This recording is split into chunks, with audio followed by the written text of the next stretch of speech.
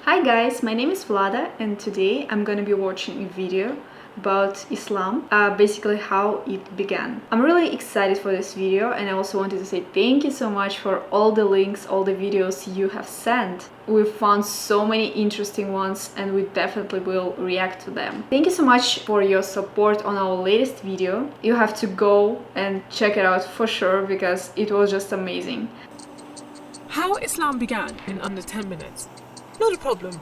We've started. Okay, so travel back in time with me to a land far, far away and long, long ago. Mecca and Arabia, about the year 570. Mecca is important for two reasons. One, the Kaaba is there, an ancient temple built to worship God. And two, Muhammad, peace be upon him, was born in Mecca. Now, problem. I can't show you Muhammad because it wouldn't be right. I'll tell you why in a bit. But in the meantime, here's his name in Arabic. Nice. Back in the day, Mecca was a lawless place. The only way to be safe was to have backup. Lots of rich big brothers who'd beat up anyone who got in your way. So the place was ruled by the most powerful families who could do pretty much what they wanted.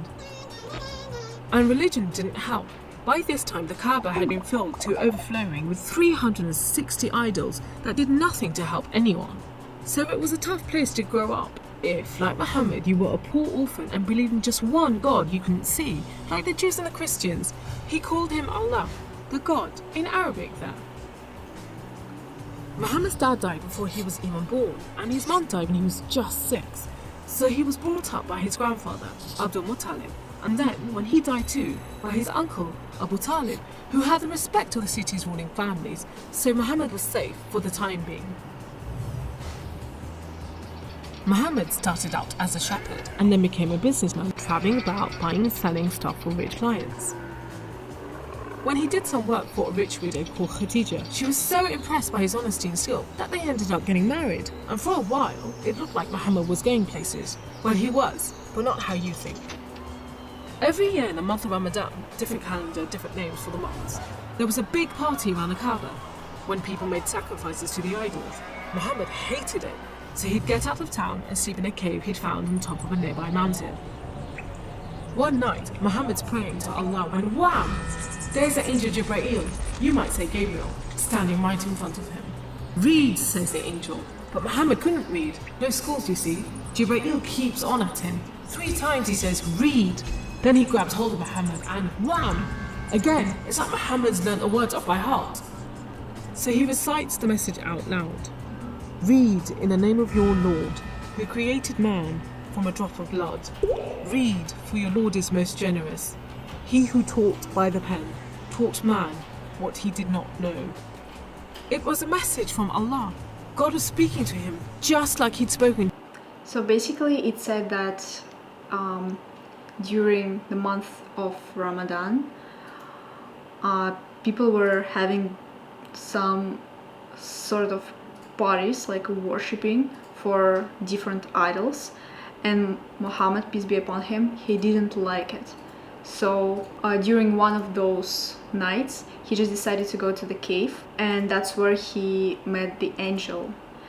And even though Muhammad, peace be upon him, couldn't read, and the angel was like, read, read, read, Muhammad got the knowledge anyway, and it's just like a miracle. The prophets in the Jewish and Christian holy books, which meant he was a prophet too. The messages continued for the rest of Muhammad's life. Allah gave him the words to say and the prophet recited them.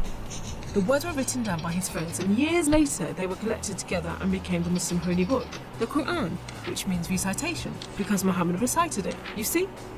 Anyway, that was much later, so back to the night of power. Muhammad tells his family, then his friends, and eventually everyone about Allah, that he's a one and only God, that he wants everyone to be treated fairly, and long story short, it didn't go down well with the ruling families of Mecca, who liked things just the way they were, thank you very much. You see, Islam means obedience to Allah, and Muslim means someone who obeys Allah, and the ruling families didn't want anyone obeying anyone else but them. So the people who believed in Muhammad's message, the Muslims, were given. So Muslim means someone who obeys Allah, and it's just really beautiful. Hard time. Some were even tortured and killed. A few of them managed to escape to Abyssinia, Ethiopia. But most were stuck in Mecca. Muhammad also had to cope with the death of his wife, and then just a few weeks later, his uncle too. Feeling very down, he went to the Kaaba to pray to Allah one night. Then, the weirdest thing happened. Jibreel turns up, sits him on a winged horse called Al-Buraq and flies him all the way from Mecca to Jerusalem. He prays with all the prophets who have ever lived. Then, he's taken up to the heavens to chat with some of the prophets, and then into paradise itself, where Allah tells Muhammad to pray 5 times a day and to stay strong. He's returned to Jerusalem and then flies back to the Kaaba in Mecca. We call it the night journey, and Muslims still argue whether it was a real experience or a vision, but whatever. It gave Muhammad a much needed boost, and just as well, because there were more tough times ahead. People who were following Muhammad, peace be upon him, they were suffering a lot. Some of them were tortured, and in my opinion, all the greatest things are created just by suffering. Nothing could be like really simple unless it's something great. So there was this other city called Yathrib. The people there heard about Muhammad and his message and invited him and his followers to join them. A few at a time, the Muslims left Mecca and made the dangerous journey across the desert to Yathrib. It's known as a hijra, which means migration, like birds do. Muhammad and a few of his friends stayed in Mecca until everyone had got away and then made plans for their own escape. But the ruling families wanted to kill Muhammad while they still could, so 7 sons, one from each family, were sent in the middle of the night to stab the Prophet while he slept. But he was way ahead of them, and when they burst into the house, Muhammad was gone. Trackers were sent out to hunt him down. Muhammad and his best friend Abu Bakr took a roundabout route to try and shake off the pursuit, but the trackers were too good and slowly gained on them. So Muhammad and Abu Bakr hid in a cave and prayed that no one found them. The trackers found the cave all right, but they didn't bother going in to search. There was no way Muhammad could be inside, they thought. There was a spider's web over the mouth of the cave and a nesting bird at the entrance. He must have given them the slip. So off they went, leaving Muhammad and Abu Bakr protected by a spider and a bird. Muhammad made it safely to Yathrib, which was renamed Medina al-Nabi, the city of the Prophet. But Muhammad's worries weren't over yet. There were 3 big battles between the Muslims and the Meccans. Miraculously, the Muslims won. Then there was the Battle of Uhud, which didn't go so well. Some of Muhammad's men disobeyed his orders and ran off during the battle to raid the Meccans' camp, and so the Muslims were outmaneuvered. Then there was the Battle of the Trench. Medina was protected on 3 sides by mountains, so when the Meccan forces advanced in the city, the Muslims just dug a deep trench. The Meccans made camp, but the weather was terrible. Pouring rain put out their fires and howling winds blew down their tents. Eventually they gave up and went back to Mecca.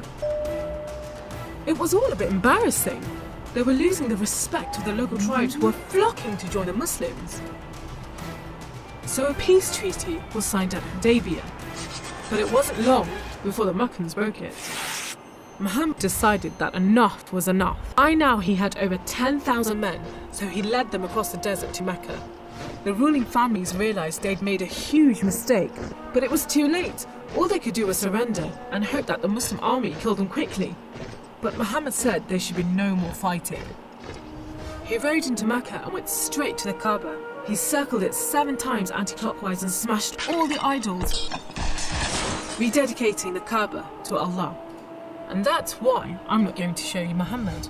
The Muslims wanted to make it totally clear that they only worship the one unseen God. So they didn't have any pictures of Muhammad in case anyone thought he was an idol, and they didn't have any pictures of Allah because he's like nothing on earth, so it would be impossible to draw him anyway.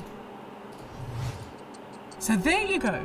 How Islam began in under 10 minutes. How did I do?